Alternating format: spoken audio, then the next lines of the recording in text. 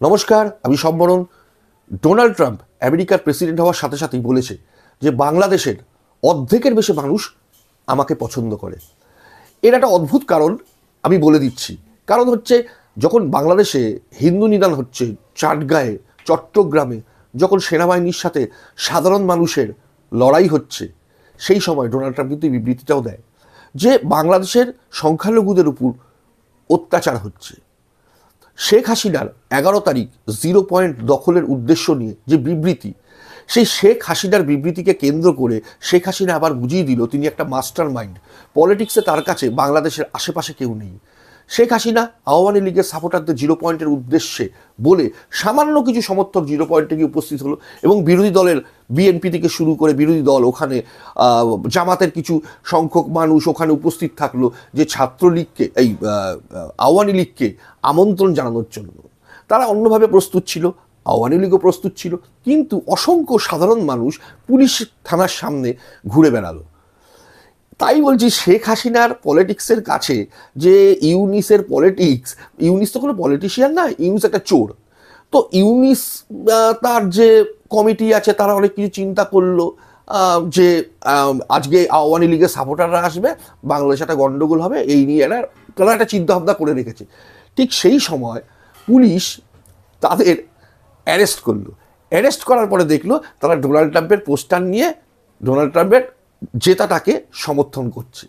Police তাদের arrest করলো, এবং সেই পোস্টার সহ ছবি ডোনাল্ড ট্রাম্পের কাছে পৌঁছে গেল। ডোনাল্ড ট্রাম্পের কাছে পৌঁছে যাওয়ার পর ডোনাল্ড ট্রাম্প এটা দেখলো। দেখে এই যে ডোনাল্ড ট্রাম্প যে কি করবে এই বিষয়টা নিয়ে, এটা কিন্তু আগামী দিন বাংলাদেশের ইউনিস সরকার এবং তার যে চেলা চামুন্ডারা হাড়ে হাড়ে বুঝতে পাবেন।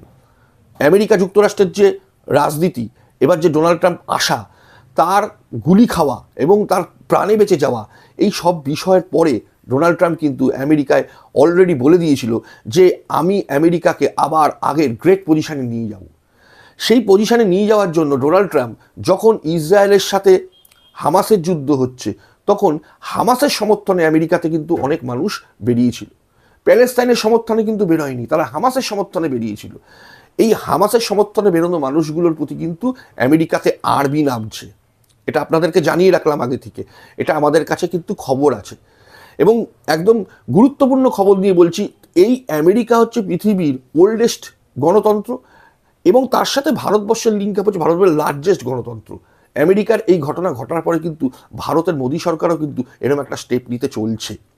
কেননা সিএ, এনআরসি সব কিছু কিন্তু চালু অলরেডি হয়ে গেছে, এবার এনআরসিটা ইনক্রিমেন্ট হবে। তো যাই হোক, বাংলাদেশের শেখ হাসিনাকে বাংলাদেশে নিয়ে যাওয়ার জন্য, নতুন করে প্রতিষ্ঠিত করার জন্য ডোনাল্ড ট্রাম্প কিন্তু পূর্ণ সহযোগিতা করবে। শুধু তাই নয়, ডোনাল্ড ট্রাম্পের কাছে এই বিবৃতিটা স্পষ্ট যে ইউনিস ডোনাল্ড ট্রাম্পকে হারানোর জন্য হিলারি ক্লিন্টনকে বাংলাদেশের যে গ্রামীণ ব্যাংকের গরিব মানুষের টাকা চুরি করে নিয়ে গিয়ে ওখানে ইনভেস্ট করেছে, এবং হিলারি ক্লিন্টনের সমর্থনে উনি কথা বলেছেন, ডোনাল্ড ট্রাম্পের সমর্থনে কিন্তু কথা বলেনি বিগতবার যখন ডোনাল্ড ট্রাম্প আমেরিকার প্রেসিডেন্ট নির্বাচিত হয়েছিল। এবারেও কিন্তু বকলমে বাইডেনের সমর্থনে ইউনিসকে জড়িয়ে ধরছে। ডোনাল্ড ট্রাম্প কিন্তু এগুলো সব চোখে দেখেছে, আর ডোনাল্ড ট্রাম্প যা একগুয়ে লোক, ডোনাল্ড ট্রাম্প কিন্তু ইউনিসকে ছাড়বে না।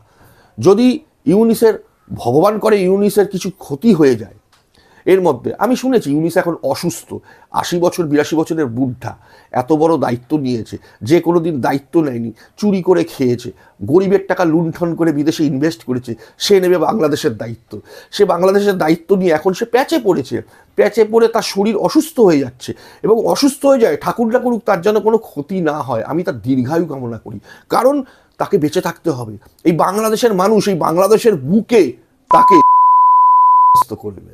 তো যাই হোক, আমার কথাটা বলতে খারাপ লাগছে, কারণ এই ইউনিসের জন্য বাংলাদেশে যে এত হত্যালীলা হয়েছে, এই হত্যালীলার দায়ভার কে নেবে? বাংলাদেশের সাধারণ মানুষকেই তো নিতে হবে। আর রইল ডোনাল্ড ট্রাম্প এমন একজন মানুষ যে ডোনাল্ড ট্রাম্পের পেছনে পড়ে, ডোনাল্ড ট্রাম্প তাকে কিন্তু ঠিকভাবে বুঝে নেয়। তাই বলছি, বিশেষ চিন্তা করার দরকার নেই।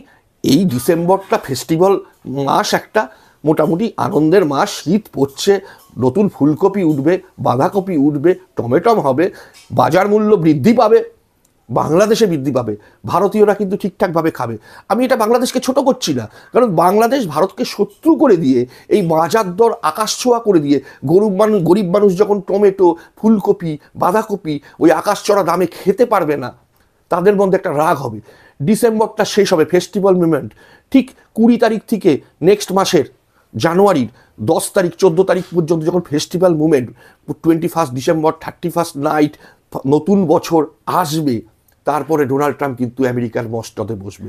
আর আমেরিকার মসনদে বসার সাথে সাথে 10 মিনিটের মধ্যে ডোনাল্ড ট্রাম্প বাংলাদেশের উপর অ্যাকশান শুরু করবে। তাই বলছি, যারা খুব লাফালাফি করছো, যারা ইউনিসের হয়ে খুব বাতেলাবাজি করছো, যারা শেখ হাসিনার এগেনস্টে কথা বলছো, তারা কিন্তু খুব সাবধান। খুব ঘনিয়ে আসছে তোমাদের কিন্তু বিপদ, পালানোর কোনো জায়গা নেই, পালাতে তোমরা পারবে না। তাই বারবার বলছি, শেখ হাসিনাকে সুন্দরভাবে কি করে বাংলাদেশে প্রত্যাবর্তন করা যায় সেই ব্যাপারে চিন্তা করুন, নিজেদের ভালো বুঝুন। শুনুন, কথায় আছে না, পাগলেও নিজে ভালো বোঝে, সেই পাগল হয়ে যান আপনারা, পাগল হয়ে নিজেদের ভালো বুঝুন। আর একটা কথা লাস্ট বলে রাখি, শেখ হাসিনাই কিন্তু বাংলাদেশের প্রধানমন্ত্রী, এটা সত্য এবং ইন্টারন্যাশনালি সত্য।